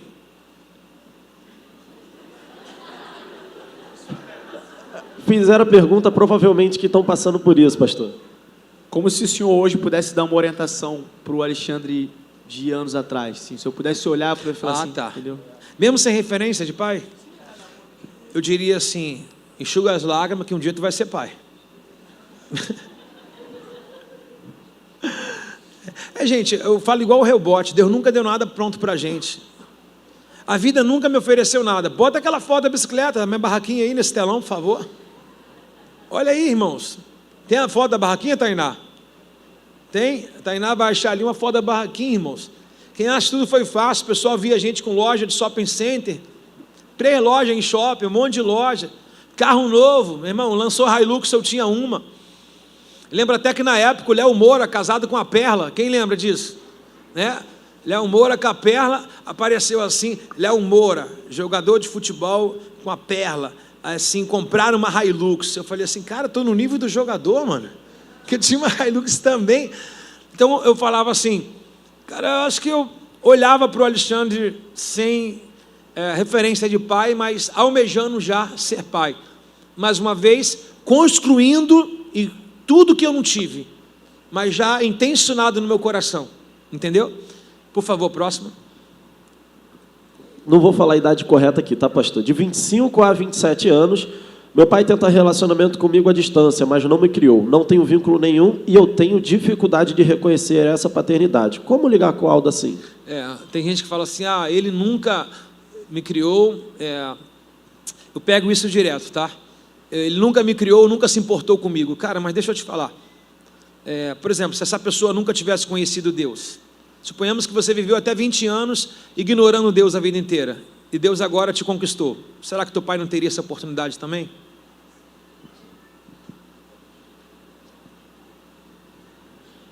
Como fazer para o pai perceber a falta que um filho faz? Como falar para o pai? Perceber a falta que o filho faz. Provavelmente essa pessoa se sente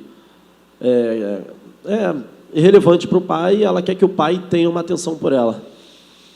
É muito vagaroso isso aí, saber se tem outros filhos, né? Outros irmãos, ela se sente rejeitada em casa. Mas dizer para ele, pai, estou precisando de atenção, né? Chamar essa abertura para um café, dizer que está precisando, eu estou sentindo. Eu acho que é isso, pessoal.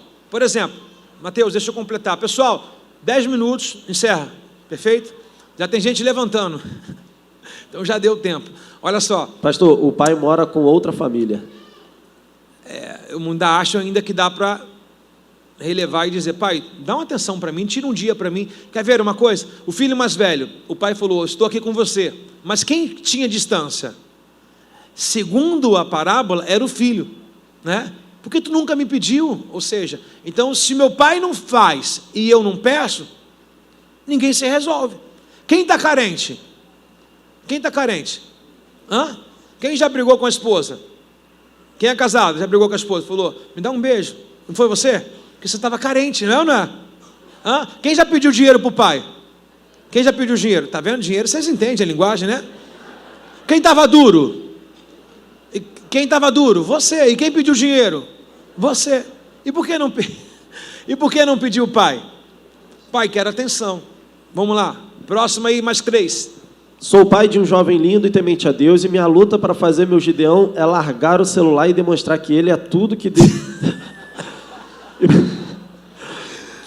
Meu Deus do céu. Que o que ele precisa é Deus sem o telefone. Caso contrário, ele sempre irá precisar um incentivo. Como agir? Cara, isso é complicado. A geração de hoje está muito antenada mesmo ali, cara. Muito antenada. Quando um filho não tem o telefone, ele tem a atenção da família. Ele senta na mesa para comer, ele tem conversa com o pai e tudo. Eu acho que o pai tem que fazer o que eu fiz com o Gabriel. Por esses dias cheguei para ele e falei, cara, vem cá, você está trabalhando, não está? Bota o telefone no VibraCal, escolhe um horário para você atender os clientes. E deixa o telefone sem VibraCal quando você não tiver, por exemplo, tem um quarto dele, então ele faz faculdade de manhã e também está ativando lá. Aí eu pedi para ele, escolhe, que ele estava dividindo um período do trabalho, já que é aula à distância, então ele fazia um pouco de manhã, um pouco à tarde. Eu falei, escolhe, não foi?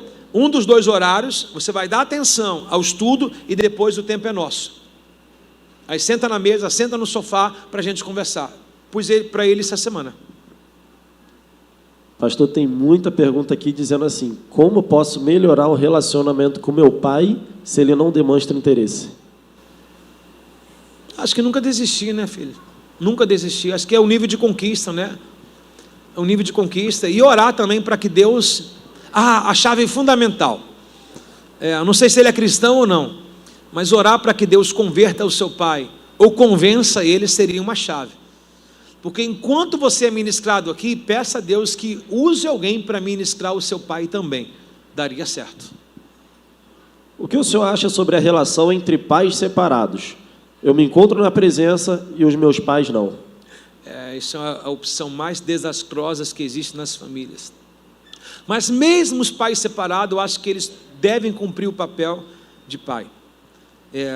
Esse cara que está do meu lado aqui, eu tive uma luta, eu lutava muito para ter a guarda dele. Eu sempre falei com ele não pode ter, nunca na vida dele, uma desculpa dizendo que eu nunca o quis ter com ele. Mas eu tive um tempo de namoro com a mãe dele, nós nos separamos, ela engravidou, não vou dizer que ele foi rejeitado por mim, nem por ela, pelo contrário, quando soubemos da gravidez, mesmo estando separado, eu estive presente em toda a gravidez e tudo, a família me respeita até hoje, o irmão está aí, a mãe do Gabriel, não sei se está aqui, hoje é nossa ovelha na igreja, a mãe dele está aqui, é ovelha na nossa igreja, se dá bem com a minha esposa, não houve um adultério, não houve nada, conheci a Bárbara, já era separado, mas o Gabriel, eu mesmo não estando com a mãe dele, até dormi na casa lá dos pais, na sala eu dormia para estar presente dele. Ele foi, na verdade, vou dizer para vocês que o Gabriel foi o motivo da minha achada com Deus. Acho que eu achei Deus como um pai quando eu fui pai. Ele estava com 1 mês de vida, eu fui para um retiro. E minha cabeça virou. Quando eu peguei o Gabriel na mão, eu falei assim, caramba, depende de mim, entendeu? Eu acho que quando eu achei a minha paternidade, eu aceitei a paternidade de Deus. Pastor, tem uma pergunta aqui que é bem polêmica, pedi ajuda aqui meu pastor. Qual a maneira correta e bíblica de um pai cristão lidar com um filho que assumiu a homossexualidade, inclusive deseja ser chamado por outros nomes? Não faria, e se fosse de maior, eu também não aceitaria em meu lar. Eu acho que amar o filho é incondicional, mas a aceitar a sua posição, eu ia me comprometer na minha fé. Acho que o mundo moderno de hoje está sendo gravado na internet, pode chacotar quem quiser, mas o mundo moderno de hoje, os pais cristãos estão aceitando muitas coisas que Deus abomina. Acho que se o filho fosse menor de idade, eu corrigiria ele, iria abdicar ele de muitas coisas para ele não ter acesso a mais nada, daria atenção a ele, seria o maior parceiro no qual alguém está fora, está oferecendo a parceria, porque às vezes é isso aí, a gente acha que o filho está do nosso lado, mas na verdade está solto.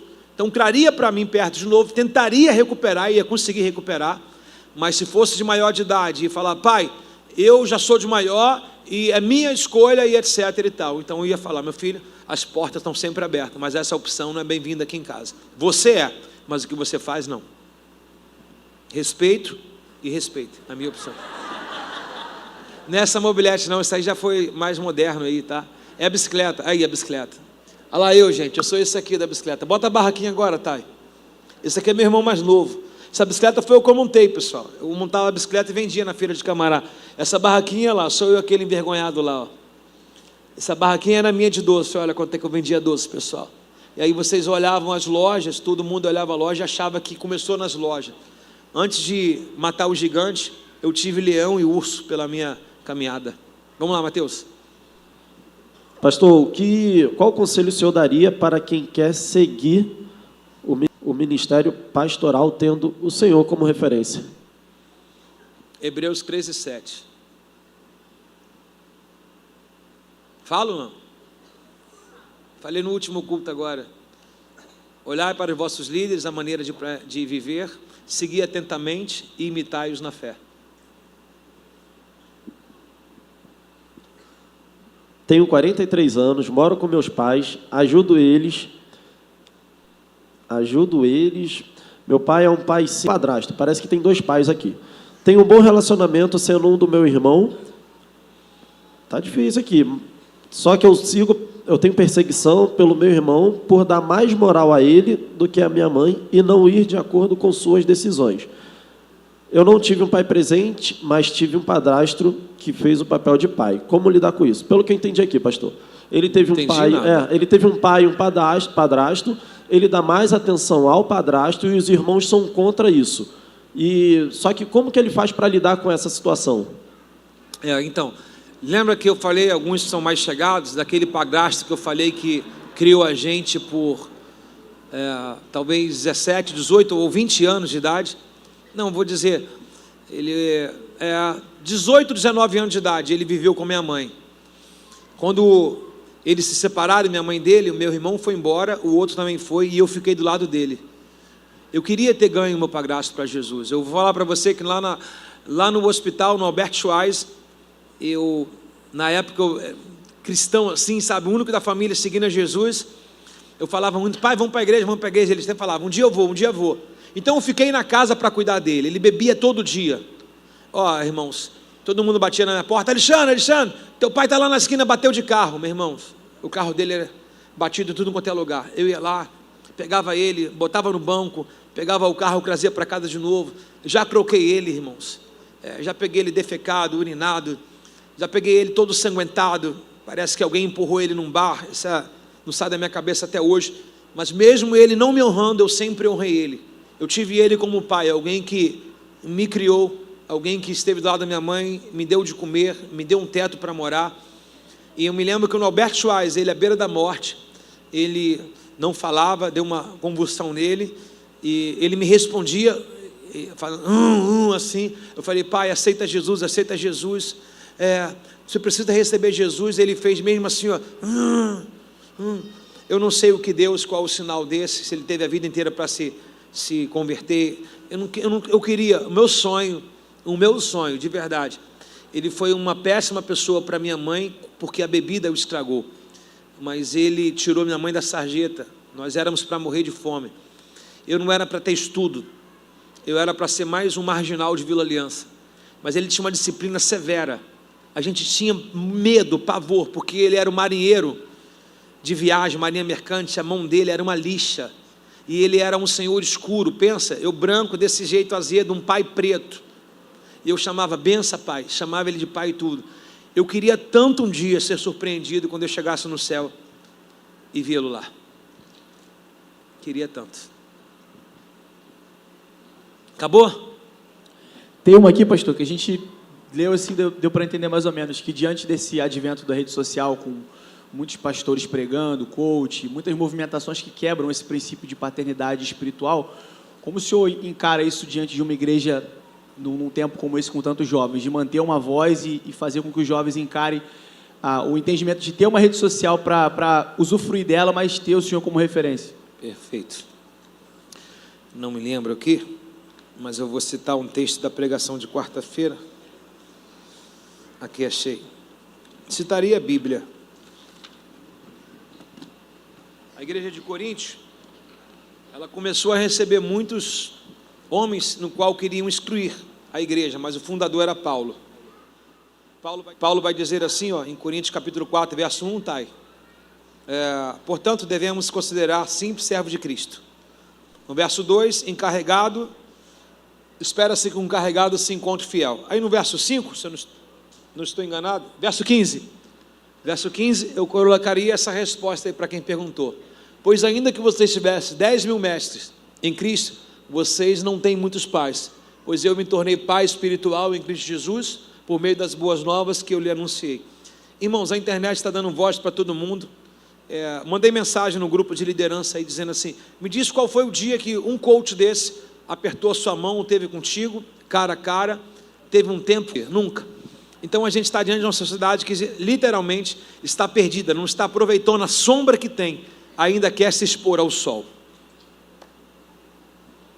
Pastor, tem uma pergunta aqui. Última. Como voltar a falar com seu pai, sendo que ele saiu de casa sem ao menos falar com o filho? Simplesmente saiu. Aí eu fiz uma pergunta para saber, né? Se ele está vivo, sim. E se o filho consegue contato com ele, também consegue. Então, briga de gente adulta, irmãos. Se você se tornou adulto, já casou, torço para que no dia que a chuva bater no seu telhado, você não querer sair dele, ok? Quem veio no culto de casais viu a mensagem Celta Preto. Isso é coisa de gente adulta, não deve escolher parcialidade entre pai e mãe, são teus pais. Eu acho que você deve reconquistar. Isso já foi falado aqui diversas vezes já, esse modelo. Então é só copiar as mensagens anteriores. Alguém mais quer fazer alguma pergunta importante que não foi falado aqui? Alguém que está aqui? Não precisa perguntar ao vivo assim não, porque é pessoal. Mas alguém quer que ele leia aqui? Alguém quer que ele leia a sua pergunta aqui? Alguém quer que ele leia? Todo mundo está satisfeito, de barriga cheia. Alguém quer que ele leia alguma coisa aqui? Talvez a sua pergunta não foi colocada. Pastor, tiveram muitas perguntas, eu e Castro, a gente fez um filtro, porque muitas já foram respondidas, muitas iguais, igual parecidas. Essa aí. É isso aí. Uhum. Isso aí, a gente foi fazendo um filtro. Legal, legal. E você quer perguntar alguma coisa, Mateus? Ah, legal. Ó, chegou aqui agora, eu quero. Pastor, e ninguém levantou a mão.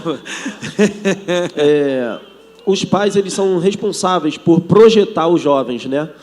E, no caso o pai não seja aquele que tenha projetado, como eu posso agir no mundo cristão, levando para o espiritual, para que todos entendam, como eu posso agir já que eu não tive uma projeção espiritual? Eu acho que a última mensagem da última pregação, gente, deixei bem claro isso, quando não se tem um pai crente, você dá ouvido ao seu líder, dá ouvido ao seu pastor, e ali ele te lança como flecha, o último culto.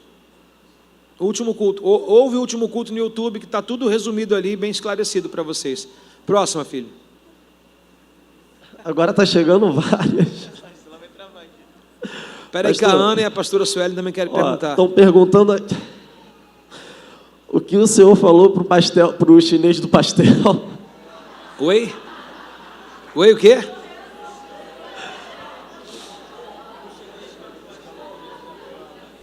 O que eu falei para o chinês? A Bárbara me puxou, mano. Quase que me joga do outro lado do balcão. E tem várias agora. Já perdoei e ela não consegue se perdoar. Como lidar com a situação, sendo que ela evita contato? Agora pergunta sobre os últimos cultos, pessoal. Tão legal, tantas palavras boas aqui. Ninguém quer fazer nada sobre o culto? Passa aí, a Bia quer perguntar, Mateus. Para o Gabriel.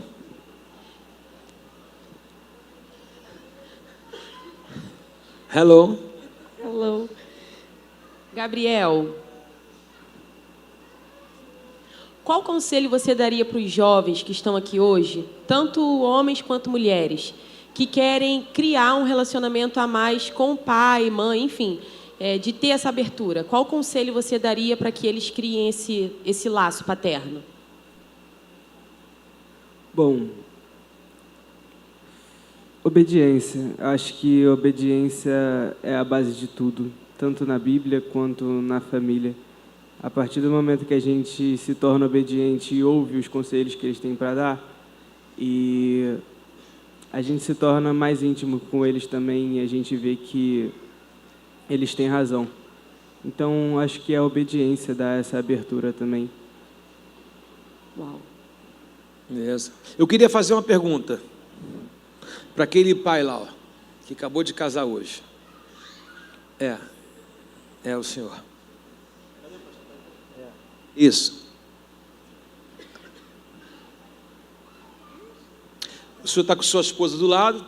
Após 30 anos de vida conjugal, o senhor me decide casar hoje. O senhor está com sua filha na frente, a linda, de cabelo ruiva. Como que é para o senhor? Uma vez que é ela que lhe trouxe para cá e a conversão partiu dela. O que o senhor sente como pai, tendo uma filha casada na sua frente, uma filha que lhe traz para um lugar onde o senhor aprende ou talvez observa coisas no qual o senhor nunca pensou na sua vida? Bom, o que eu sinto muito é orgulho, né? Primeiramente, porque eu não conhecia, quer dizer, tinha uma noção, né, do que era ser uma igreja. E o casal, no caso, eles vieram, não sei como eles conheceram aqui, que sabem, né, somos de Caxias, e próximo de casa eu costumava não ir, né, e a partir daí, pela distância, mas enfim, insistiram, eu vim, conheci, aconteceu algo, acho que o senhor acompanhou, né, o tempo que eu estou maturando, e, bom, enfim, para resumir, da família, por ela, eu tenho orgulho, né, o que eu tenho como o senhor falou, de 30 anos, né, de namoro, hoje é meu primeiro dia de casamento, né, eu achava que o casamento não se fazia necessário pelo tempo que a gente viveu até ontem, né, como namorados. Enfim, cara, não sei, eu estou um pouco nervoso, eu não tenho muito que... Eu queria fazer uma pergunta para sua filha, por favor. Fica de pé, minha filha, por favor. Vire para trás. O que você sente hoje olhando... Não olha para a igreja, linda, para a igreja toda. Você será a resposta agora para muitos filhos. Como é a sua vida hoje com seu pai congregando? Como foi? As perguntas agora são respondidas por você, porque todo mundo perguntou o que você tem. Diz para nós, como é o seu coração ter um pai e uma mãe ao seu lado na fé? Boa noite, gente. Então, é uma alegria muito grande mesmo, porque eu posso falar que através do Cassiano, né, meu marido, eu também voltei para Cristo e a minha vida mudou completamente, porque eu fiquei afastada há muito tempo e muitas coisas ruins aconteceram. E quando eu voltei, eu falei, eu preciso trazer meu pai e minha mãe comigo. Eu quero que eles vivam o que eu estou vivendo. Eu quero que eles sintam essa paz, esse amor, né, que a gente tem com Cristo. E, principalmente, ter a salvação. Então, eu busquei muito, orei muito pela vida deles. Minha mãe veio. E o meu pai foi um pouco difícil, né? O senhor acompanhou. Estava aqui todos os cultos e na hora Jumentinho. Na hora do apelo para Ele se converteu, pessoal, na palavra do jumentinho, lembra? Identidades? Alguma coisa semelhante? E aí, na hora da palavra do jumentinho, peguei na mão dele e falei, vamos. Aí ele já estava chorando e veio aqui na frente. E, para mim, é a melhor coisa, porque eu sei o quanto eu busquei por isso, o quanto eu orei por isso, sabe? Então, vocês, filhos que têm os pais afastados, não desistam do pai de vocês. Busquem, orem, jejuem pela vida deles, porque vale a pena. E olha aqui, minha família, eu e minha casa servimos ao Senhor.